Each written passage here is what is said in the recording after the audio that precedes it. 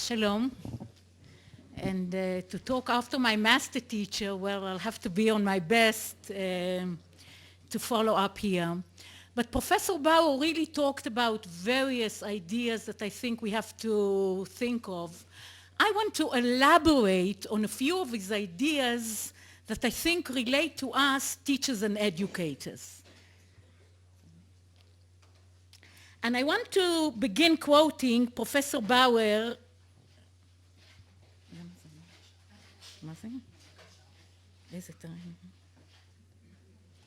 And I want to begin Professor Bauer with his criticism, actually.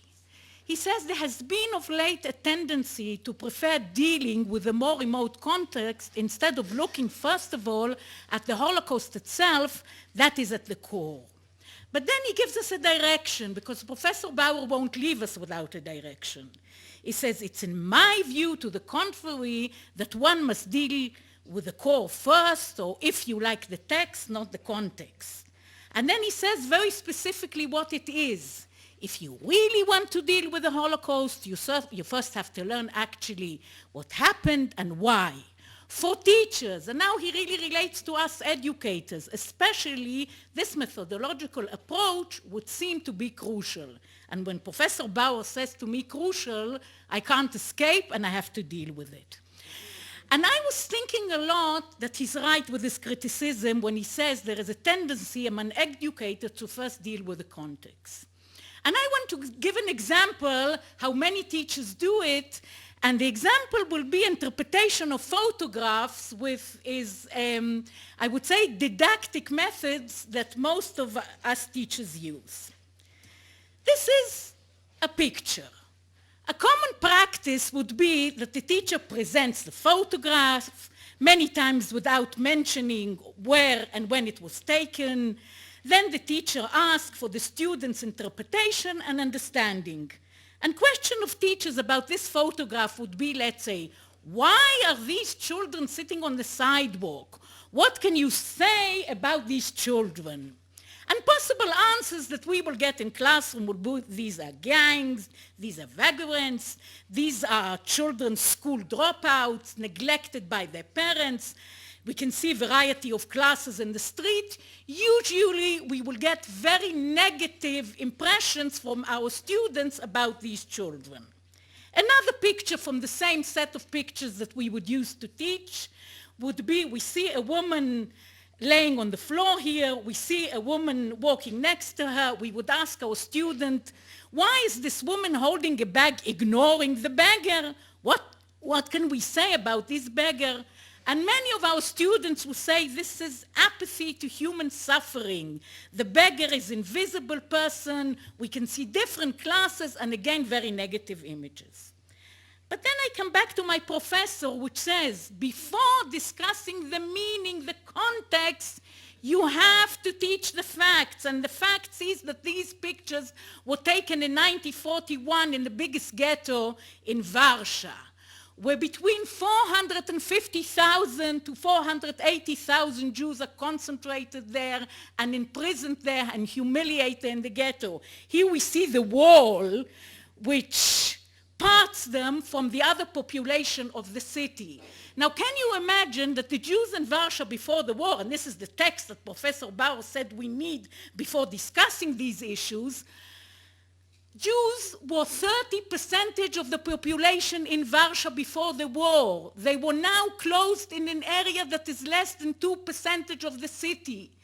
The amount of calories they get a day, when we look at German documents, it's between 184 to 800 calories a day, and in some documents it's even written that they got 177 calories a day.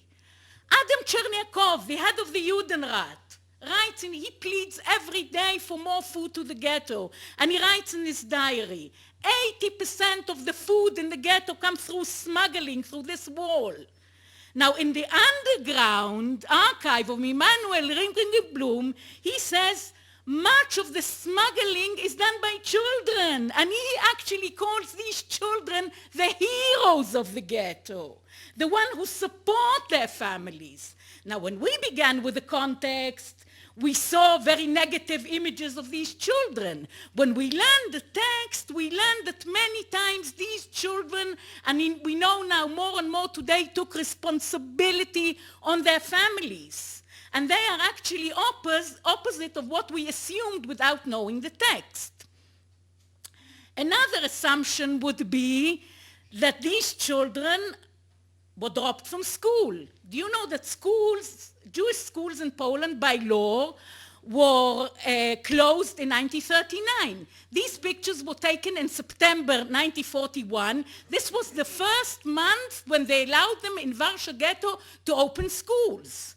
So there aren't even schools in the ghetto, I would say official schools at that period of time.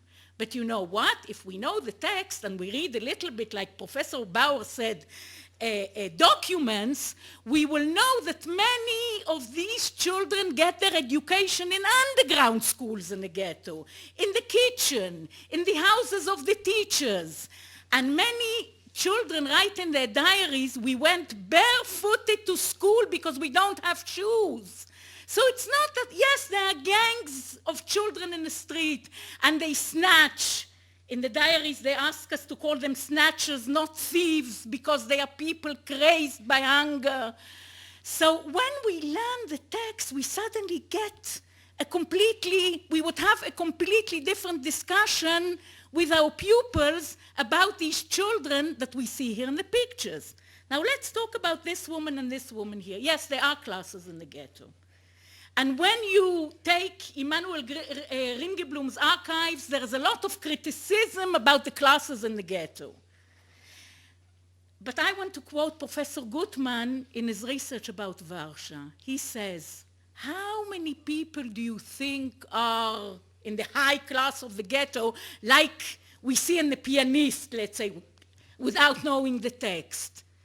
A few people in the ghetto. He says 1 or 2% of the people in the ghetto are people that really can go to these cafes. I don't mean other people that go to theater and to other places. Look at this woman here holding the bag like this from the snatchers. As Professor Gutman says, 80,000 people in the ghetto died out of starvation, and 200,000 people in the ghetto are nearly dying out of starvation. So I don't know if this is man in humanity to man, like we like to discuss with our students. She probably is holding the bag here because she wants to get protected, and as we said before, to give a few potatoes to her children. Now, we also assume that parents neglect their children, that's why they're in the streets. Yes, parents many times neglected their children in the Holocaust because they died out of starvation or were taken for forced labor work or were deported. But do you know that we read in the archives, when we learn the text, many dilemmas mothers had in the ghetto. She sees one son went through this wall, he was caught, his body was caught in the wall when he was trying to smuggle. The Nazi is shooting him, and the starvations continue at home. So she has to decide tomorrow if she's going to send her other kid to smuggle, although she saw yesterday that her son was shot. So when you don't know the text, when you don't know, as our master teacher, Professor Bauer said, when you don't go into the depth of what happened, all what you bring afterwards in the context is shallow. It can't get the depth of the conversation or the depth you would get with your students if you would really know the text. But then I'm a teacher. And the second thing I want to talk about is we have to give an educational meaning to an historical text. If the historian can talk about what happened in the past, we teachers have to teach the text and then give the context, and Professor Bauer said, and I want to show you a direction we do it. Let's talk, let's say, about faith of Jewish children in German schools in the 30s. Marion Kaplan, the researcher, gives us the text, and she says 85% of the Jewish children attended non-Jewish schools. The authority persuaded teachers not to give Jews and non-Aryan the best grades. If teachers insisted, the grades were no longer announced in class. 50 Jews were also denied sports awards. Then I go to the feeling of their children in German schools, what they write in their diaries, Jewish schools. Eric, age 12 from Germany, writes, I had a math teacher and he failed me for being Jewish. I did all the work, but he would always grade me lower than other people who did the same work. And Catherine says, Annalise told me I had a friend in the class who was also Jewish. She and I were the best in the gym class, and the teacher was always yelling at the rest of the class saying, you lazy girls, how can you let these two Jewish girls be better than you? Now I was astonished when I continued to read the diaries of the children, because look what they write. I know that I will find no one there, however, I go to school anyway. And in another diary, when I think of how I used to go to school, I feel like bursting into tears. And today I must stay home and can't go anywhere.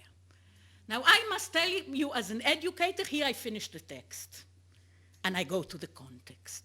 I want to discuss with the teachers and with my pupils the following questions after learning the text. What is the place of school in a child's life? I asked my children after we learned, the school is closed. They humiliate these children in the school and they still are longing for school. I, as a teacher, learned something very important from it. And that's why I asked my pupils, what does school mean for you? Here I'm talking about context already. Relevancy.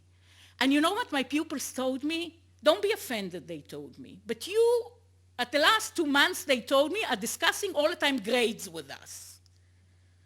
Do you know what we're going through?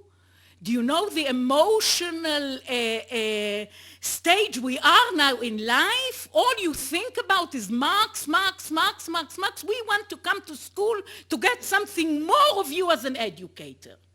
I changed after it, believe me. But I began this discussion because of what Jewish children felt in German school. I want to go to school. I feel tears when I think about school. Then, when I give a seminar to teachers, I talk about the responsibility of teachers to children. You know, and I began thinking about it. Our students look at us teachers for justice. You know, if I ever, you know, sometimes I used to mark exams at 12 o'clock at night, and I missed a few points, you know, with my students. I gave them 87 instead of 90. Boys, 18 years old, used to come to me and cry, how did you miss 3 grades of mine? You are the teacher. You should pay attention for giving me the right mark I should get. We are model for our students, and I always say there is a pact between teachers and pupil. I call it an unwritten treaty between teachers and students. We will protect you. We will see your needs. Most of our students spend most of the time in schools. And you see, I began in Germany in the 30s. I brought the text like Professor Bauer told us, but then I went to a whole discussion of what education means and what is the duty of us teachers when we talk about education, etc. And I think that this is very important for an example, how we begin with the text and how we can go afterwards to see the meaning of the text. And the last point is, quoting again Professor Bauer, the Holocaust as a paradigm, the Holocaust and relationship with other genocide. Professor Bauer says the Holocaust was the most extreme form of genocide to date. But he also said, but everything that humans do can be repeated, though never in exactly the same way. It was unprecedented, not unique, which it means it can be repeated in some way. And I went to Michael Birnbaum, my friend, and I read what he said about. Professor Bauer says in some ways, and Michael Birnbaum says, all other genocides share aspects from the paradigmatic genocide. And Jeffrey Staten from Yale even says more than that. He says these genocides are processes that develop in stages that are predictable and therefore can be influenced. And this is what Professor Bauer says. After you learn the Holocaust, you learn the core, you learn the text, you learn the most extreme event, you can see elements and aspects that you can find in other genocides. And I liked it very much because it says that are predictable and can be influenced after the Holocaust. And let's take, for instance, dehumanization and polarization in Rwanda. I read the diary of Yolanda from Rwanda. And look what she says, let's say, of dehumanization in Rwanda that will remind us things that we talk about in the Holocaust. How do we distinguish between an insect, a Tutsi, and a Hutu? You have a number of guidelines. The females of insect have stripes on the legs and on the buttocks. The insect has a thin nose. The insect is large with an arrogant glance. And afterwards it ends, every Hutu family and every Hutu is today obligated to their country, and the obligation is simple: destroy the snake insect. We can see the stages in propaganda that we also learn from the Holocaust. Let's see polarization that Yolanda tells us in a book, Death Does Not Want Me, that reminded us what children, Jewish children said in German schools. She said, until the age of 12, my children did not even know that they were Tutsi. They found out the day the minister decided to place Hutus and Tutsis in separate schools in classroom. My daughter was constantly humiliated for being Tutsi. We can see stages. Like Professor Bauer said, it's not exactly like the Holocaust. Of course it isn't. The Holocaust was an extreme event. But when you take these elements and you really learn the Holocaust and death, you can see afterwards that these things that happen in other places remind you of the Holocaust. And another very touchy thing, the way in which the Holocaust has been dealt with has become a model for victims of other atrocities all over. And you know, we had something very, very emotional here. In 2005, Rwandan survivors came here to Yad Vashem, and I want to read a few quotes that they wrote why they came here to learn about the Holocaust, which could seem to be strange at the beginning. They said, you suffered before we did, and you have important lessons to teach us.